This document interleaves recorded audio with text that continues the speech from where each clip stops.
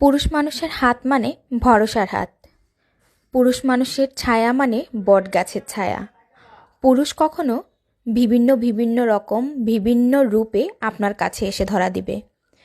প্রথমে চোখ খুলেই দেখবেন বাবা হয়ে পুরুষ কিভাবে বটগাছের মতো ছায়া দেয় সন্তানের মাথার উপর, পুরো পরিবারের উপর। বাবারা সবসময় বাবাই হয়। তারা নিজেদের কথা ভাবতে ভুলে যায়। পরিবারের সবার প্রয়োজন মাথায় রেখে দিনরাত চলে, কিন্তু কখনো তাদের নিজেদের কোনো প্রয়োজনই পড়ে না কোনো কিছুর। কারণ তাদের দিন শেষে সব কিছু থাকে, তাদের কখনো কোনো কিছু শেষ হয় না, তাদের কখনো কোনো কিছু ফুরিয়ে যায় না, কোনো কিছু তাদের ভালো লাগে না। তাদের যা আছে, পুরনো একটি জামা দুটো জামা, সেটা দিয়ে বেশ ভালো কেটে যায়। এটাই হলো বাবা।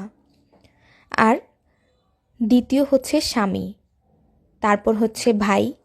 সবাই একই রকম, বটগাছের ছায়া হয়ে মাথার উপর থাকে, কিংবা ভরসার হাত হয়ে হাত বাড়িয়ে দেয়, শুধুমাত্র পরিবার প্রিয়জনদেরকে ভালো রাখার জন্য। সেই জ্বলন্ত উদাহরণ কালকে ট্রেন পুড়ে যাওয়ার সেই ঘটনাটি।